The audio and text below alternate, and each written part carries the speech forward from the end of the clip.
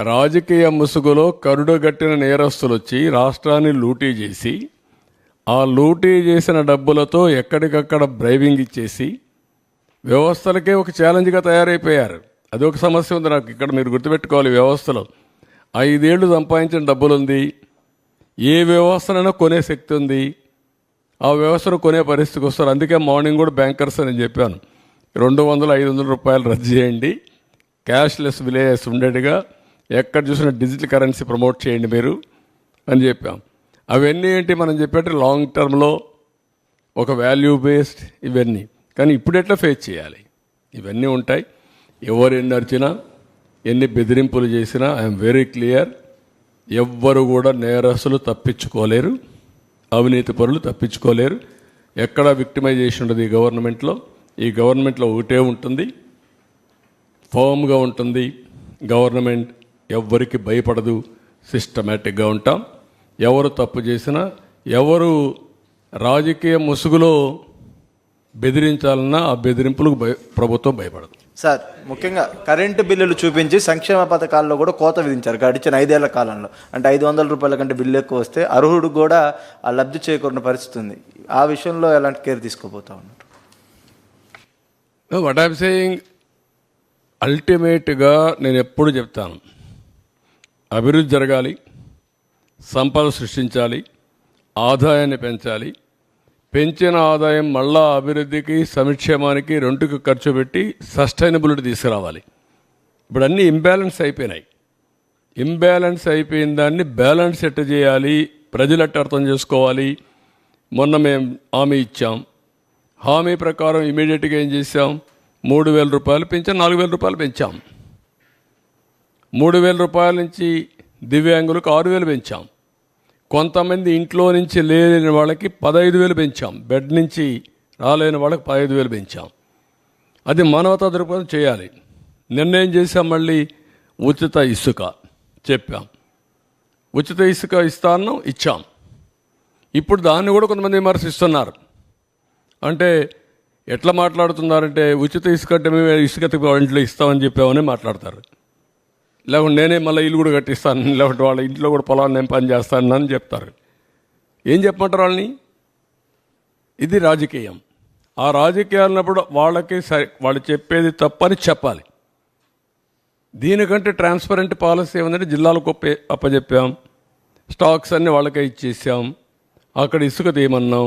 ఏ నదిలో అయినా ఏ కాలువలో అయినా ఇసుకుంటే వాళ్ళ ట్రాక్టర్ ఉంటే ట్రాక్టర్కి, ఎడ్ల బండి ఉంటే ఎడ్ల బండికి నెత్తి మీద పెట్టుకోగలిగితే నెత్తి మీద పెట్టుకొని తీసుకుపోమంటున్నాం. What more you want? మీరు పోయి ఎత్తపోండి, ఈయన కూడా పొమ్మనండి.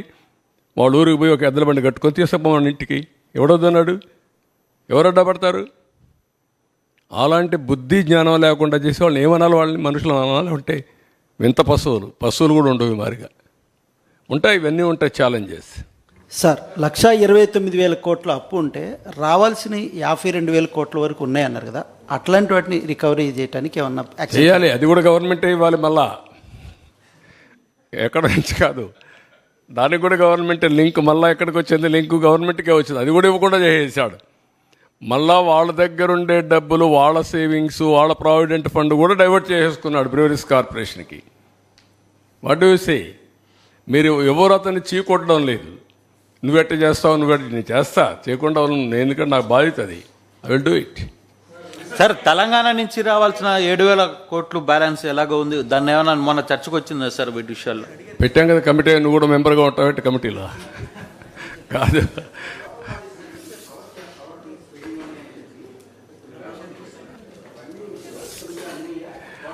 అది అది అది కూడా చూడాలి. ఇచ్చారా? లోకల్ బాడీస్ నుంచి ఎప్పటికప్పుడు పవర్ కట్ చేశారు, ఇది డబ్బులు కట్ చేశారు ఫైనాన్స్ కమిషన్ నుంచి. అవి మీకు వచ్చాయా లేదంటే గవర్నమెంట్కి వెళ్ళిపోయినాయా? పార్ట్ వచ్చాయన్నాడు. అది చూడాలి, లెక్కలు చూడాలి. ఇప్పుడు లెక్కలు చూడాలంటే ప్రజెంట్ సిఏజీ కూడా లాభం లేదు, కొత్త సిఏజీ ఏర్పాటు చేయాలి ఇప్పుడు. Sir, the numbers you have shown have already crossed red mark, I believe. So, will you be setting up a committee to handle and take care of the new policy? Committee? What committee? So, committee to look after the deficit numbers which you have shown to us. No, that what I'm saying, all these things, public has to think, and దాని కమిటీకి ఇచ్చిన committee ఏం చేయగలుగుతారనేది కూడా important. Will take all opinions if necessary.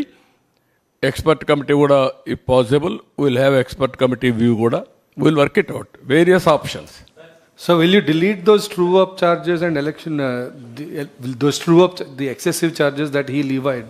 Will you delete those charges, those true-up charges in the election, in the current power bills?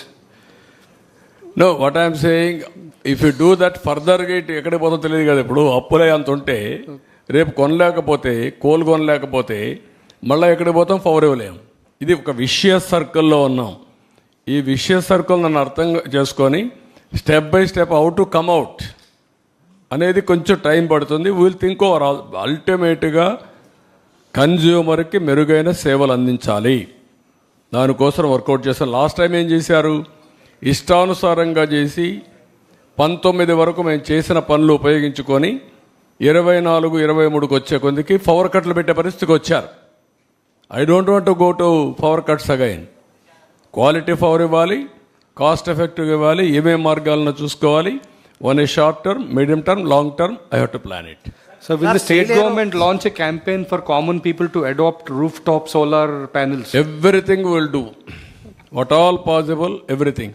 ఒకవేళ అందరూ roof టాప్కి వెళ్ళిపోయి అందరూ పవర్ వాళ్ళే మేము జనరేట్ చేసుకుంటామంటే కామన్ మ్యాన్కి ఇవ్వాల్సి కూడా ఉంది మళ్ళీ.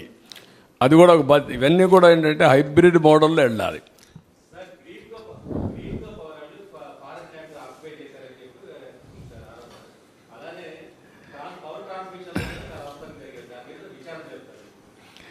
ఎవ్రీథింగ్ మేము ఇన్ఫర్మేషన్ తెప్పించుకుంటాం.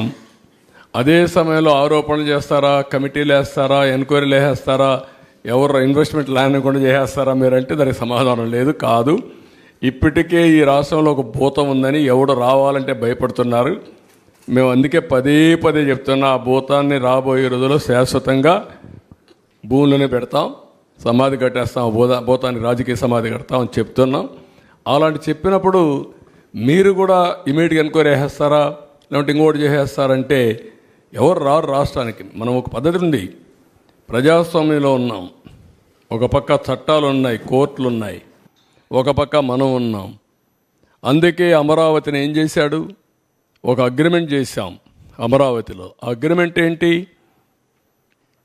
రైతులు, సిఆర్డీఏ రాజధాని ఇద్దరు కలిసి సిఆర్డీఏ కలిసి ఒక మ్యూచువల్ అగ్రిమెంట్కి వచ్చారు. మేము భూమి ఇస్తాం, తిరిగి మాకు మీరు ఇవ్వాలని ఒక అగ్రిమెంట్కి వచ్చారు.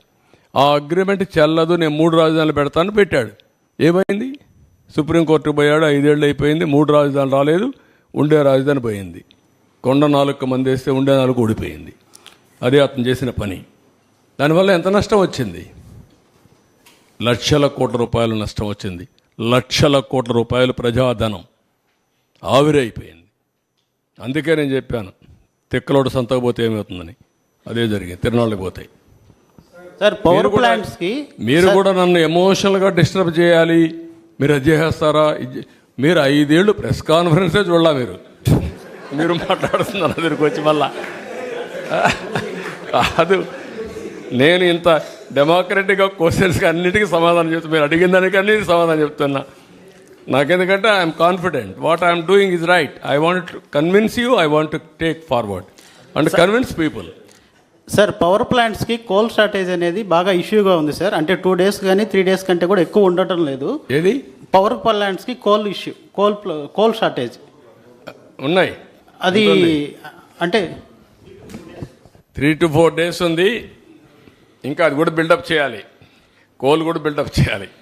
ఇవన్నీ ఎట్లుంటాయంటే, ఇప్పుడు వర్షాకాలం వచ్చింది, ఎవడైనా కానీ ముందుంటే కామన్ సెన్స్ ఉంటే వర్షాకాలానికి మామూలు కంటే ఒకప్పుడైతే నేను నెలకు కూడా బిల్డప్ చేసాం, 10 రోజులు నెలకు బిల్డప్ చేసాం. ఇప్పుడు అది కూడా పోయింది. అలాంటి సమస్యలు ఉన్నాయి, అవి కూడా బిల్డప్ చేస్తాం. ఏం చేయాలో చేద్దాం. ఒకటి కాదు, చాలా సమస్యలు ఉన్నాయి. మీరు కూడా రాస్తే పాజిటివ్గా రాయండి, లేకపోతే ఎడ్యుకేటివ్గా రాయండి. ప్రజలకు ద్రోహం చేసే పని చేయొద్దని మీరు కూడా. సార్, ఈ హైడల్ పవర్ ప్లాంట్స్ నిర్వహణ లోపంలో ఉన్నాయి. రెండోది సీలియర్ పవర్ ప్లాంట్ ఒకటి నిర్మాణంలో ఆగిపోయింది సార్. ఆగిపోలా, ఇంకా ఉంది, ప్రాసెస్లో ఉంది. ఇక్కడ పిఎం సూర్యఘర్ అని డొమెస్టిక్ ఇచ్చారు, అది మీరు చెప్పిన ప్రోగ్రాం. కుసుమ్ అని బి అని ఫామ్ ల్యాండ్కి ఇచ్చారు. కుసుమ్ సి సబ్స్టేషన్ లెవెల్లో కూడా ఒక ప్రోగ్రాం ఇచ్చారు. అంటే సబ్స్టేషన్ లెవెల్లో డిమాండ్ సప్లై బ్యాలెన్స్ కోసం ఒక 50 మెగావాట్లు 60 మెగావాట్లు అక్కడ ఇచ్చి అక్కడ చేయడం. కుసుమ్ బి ఫామ్ ల్యాండ్లోనే వాళ్ళకు సోలార్ అవన్నీ పర్మిషన్లు ఇవ్వడం, వాళ్ళు చేయడం. అదే మరి సూర్య గారు వచ్చి డొమెస్టిక్ ఇచ్చి రూఫ్ టాప్లో పెట్టడం. ఈ 3 ప్రోగ్రాంలు కూడా గవర్నమెంట్ ఆఫ్ ఇండియా ఇచ్చింది. ఇది ఏ విధంగా లాజికల్గా తీసేపోను విల్ టేక్ ఇట్ అప్.